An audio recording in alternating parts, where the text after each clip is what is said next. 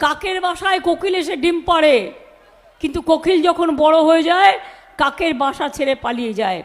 আপনারা কেন আপনাদের আগের প্রার্থীকে না দিয়ে অন্য একজনকে নিয়ে এলেন? কার জন্য? কিসের জন্য?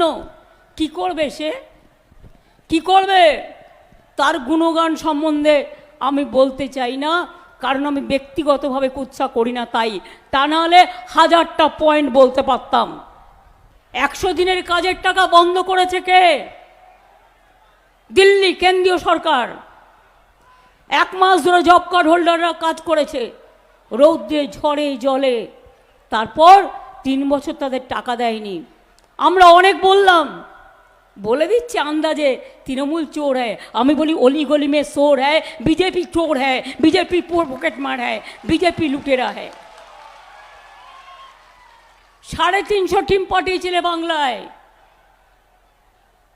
আর আবাস যোজনা নিয়ে আর 100 দিনের কাজের ব্যাপারে অনেক টিম এসছে। এজি রিপোর্ট সহ আমি চ্যালেঞ্জ করে বলছি, যদি তোমার মনে হয় তৃণমূল দুর্নীতি করেছে, তৃণমূলের সরকার, যাও উত্তরপ্রদেশের রেকর্ড কার্ড বের করো, বিহারের বের করো, মহারাষ্ট্রের বের করো, আর বাংলার বের করো। আমরা দেখিয়ে দেবো কারা চোর, কারা ডাকাত, কারা লুটেরা, কারা মাফিয়া। 100 দিনের কাজের লোকেদের নিয়ে আমাদের সব এমএলএরা, মন্ত্রীরা, অভিষেকরা সবাই মিলে, এমপিরা গেল দিল্লিতে।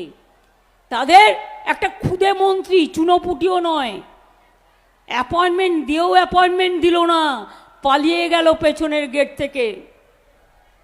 তারপরে আমি গিয়ে প্রধানমন্ত্রীকে 3 বার দেখা করলাম, বলল অফিসার টু অফিসার মিটিং হোগা, তাও করে দিলাম পরপর 3 বার, কিচ্ছু হলো না।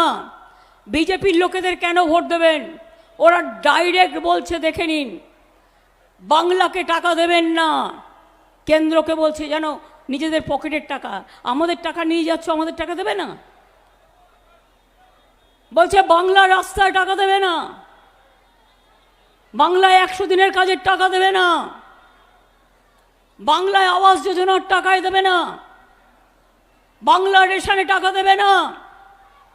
সাধু পুরুষের দলদের জিজ্ঞেস করুন, যারা বাংলাকে এত অপমান করে, এত অসম্মান করে, তাদের যদি টাকা না দেয়, গরিব মানুষ যদি তার প্রাপ্য না পায়, আপনারা তাদের ছেড়ে দেবেন? ওরা 100 দিনের কাজের টাকা বন্ধ করেছে, ওরা কৃষকদের ভাতে মেরেছে। হরিয়ানার কৃষকরা গেছিল আন্দোলন করতে, তাদের রাস্তা কেটে দিয়েছে।